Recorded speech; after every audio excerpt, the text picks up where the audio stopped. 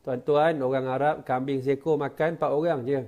Kita orang Melayu kambing seekor makan sekampung tuan-tuan. Makannya 2 ketul, demamnya 2 bulan tuan-tuan. Nak sebutnya apa? Berbeza kita dengan orang Arab. Sebab tu kalau Nabi sebut dalam sepotong hadis, aulimu walau bisyatin. Buatlah kenduri walimah, kenduri kahwin walaupun dengan seekor kambing. Maksudnya kendurinya kecil.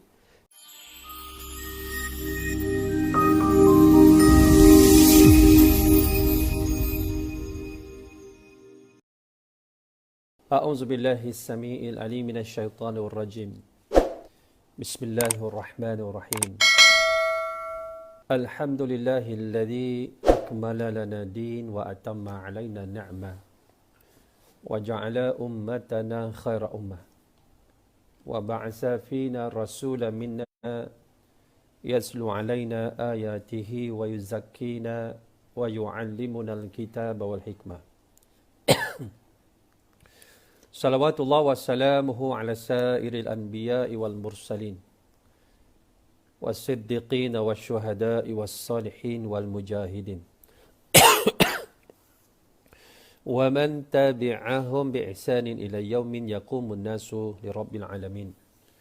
Qala rabbi shrah li sadri wa yassir li amri wahlul 'uqdatam min lisani yafqahu qawli.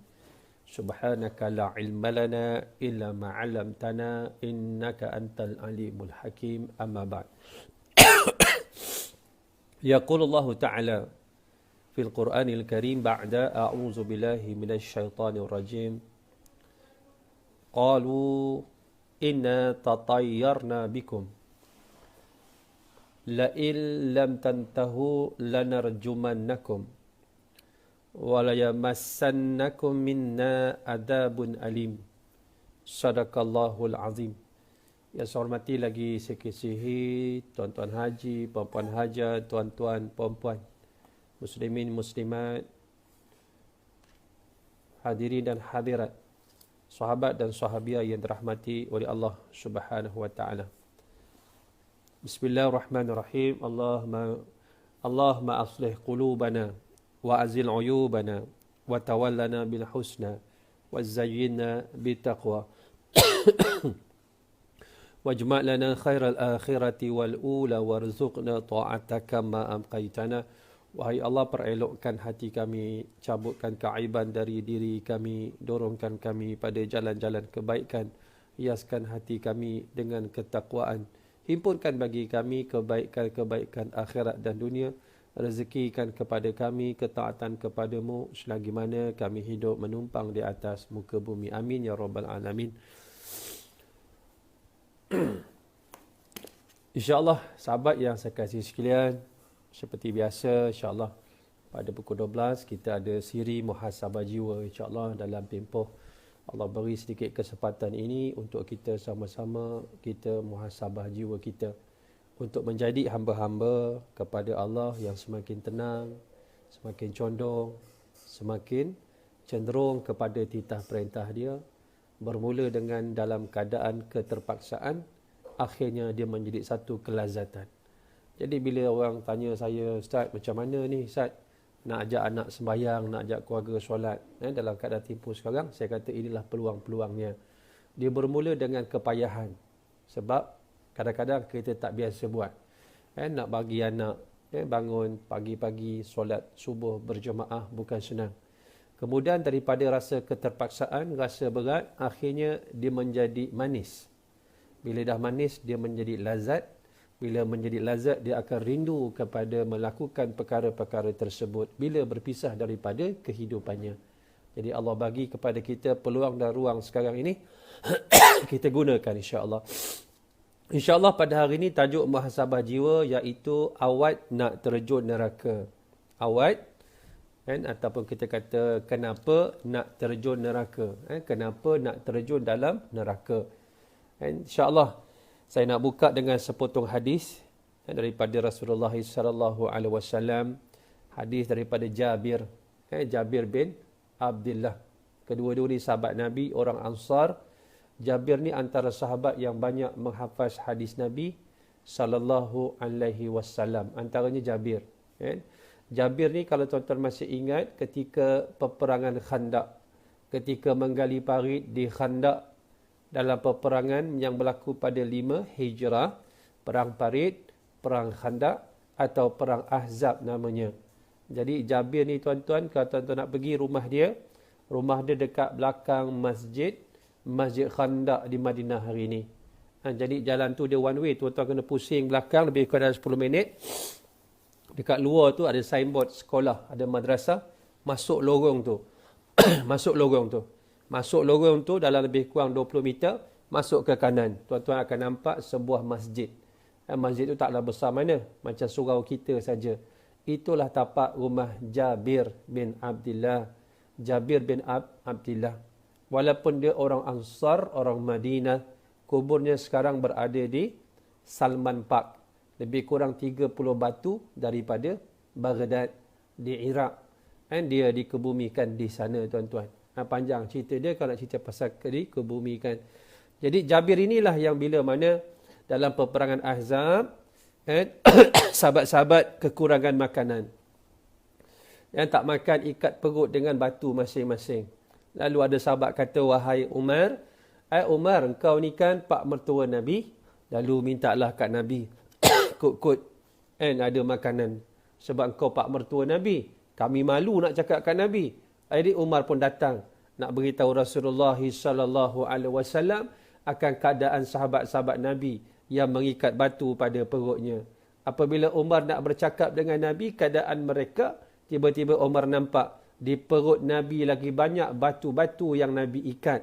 Di perut baginda yang mulia. Umar tak sampai hati nak beritahu Rasulullah keadaan sahabat-sahabatnya yang kelaparan. Ketika itulah datangnya Jabir. Jabir ni balik rumah dia tuan-tuan. Dia balik rumah dia tanya isteri dia, Yang kat rumah kita ada apa? Lalu isteri dia kata, adalah gandum sikit bang. Kemudian ada kambing kecil tuan-tuan. Orang kita panggil kambing kancung tahu. Kambing kecil. Lalu Jabir sembelih kambing tu. Dia masak. Dia nak ajak Rasulullah SAW makan kat rumah dia. Tuan-tuan, orang Arab kambing seekor makan 4 orang je. Kita orang Melayu kambing seekor makan sekampung tuan-tuan. Makannya 2 ketul. Demamnya 2 bulan tuan-tuan. Nak sebutnya apa? Berbeza kita dengan orang Arab. Sebab tu kalau Nabi sebut dalam sepotong hadis, aulimu walau bisyatin. Buatlah kenduri walimah, kenduri kahwin, walaupun dengan seekor kambing. Maksudnya kendurinya kecil. Kendurinya tak besar. Maknanya seekor kambing je. Sebagai nak iklan bahawa kahwin berbeza dengan zina. Sebab tu berbezanya kahwin dengan berzina. Kerana kahwin ada pemakluman, ada walimah, ada makan-makan. Disampaikan pada orang. Jadi bila nampak perut orang tu besar, mana ada saksi. Aku pergi dulu kahwin dia makan bihun. Aku pergi dulu kahwin dia makan cucuk kodok. Maknanya makan-makan ni jumpa ni sebagai bukti bahawa dia melakukan perkara yang baik. Iaitu perkara yang namanya perkara perkahwinan. Sebab itu sahabat yang dikasihi oleh Allah Subhanahu Wa Taala siap daripada masak, dia pergi berjumpa Nabi, dia berpisik. Ya Rasulullah sallallahu alaihi wasallam, sesungguhnya dekat rumahku ada makanan. Engkau ajaklah 2-3 orang sahabat, kita pergi rumahku makan. Lalu Nabi yang mulia ini, lalu berdiri Nabi, dekat tepi parit tu, Nabi berkata, wahai sekalian sahabat-sahabat aku, Jabir ada buat kenduri kat rumah dia. Terperanjat Jabir. Aku ajak 2-3 orang, Nabi jemput satu kampung tuan-tuan. Lalu, cuma Nabi pesan pada Jabir, wahai Jabir, nanti kau balik, kau jangan sentuh periuk tu. Biar aku yang sediakan makanan untuk sahabat-sahabat Nabi. Lalu hari ni tuan-tuan, lalu bila datangnya Rasulullah sallallahu alaihi wasallam, Nabi buka periuk tu, Nabi yang beri sahabat-sahabat makan. Masuk 4-5 orang makan, keluar. 4-5 orang datang, makan, keluar, makan, keluar, makan, keluar. Habis semua makan tuan-tuan. Bila semua dah makan, Nabi pun makan. Akhirnya bila dah siap semua makan, Jabir pun buka periuk. Bila buka periuk tuan-tuan, seolah-olah makanan itu tidak disentuh oleh Rasulullah sallallahu alaihi wasallam dan juga sahabat-sahabat Nabi yang mulia.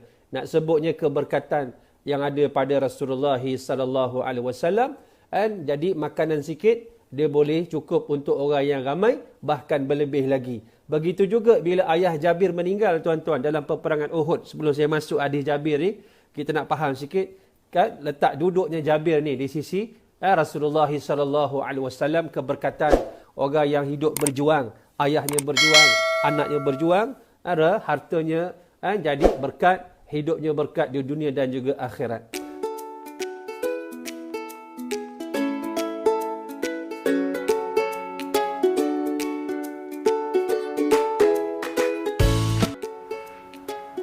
Terima kasih kepada semua para penyumbang. Syukran jazilan katsira. Jazakallahu khairal jaza. Minumlah Tanwir Koko terbaik.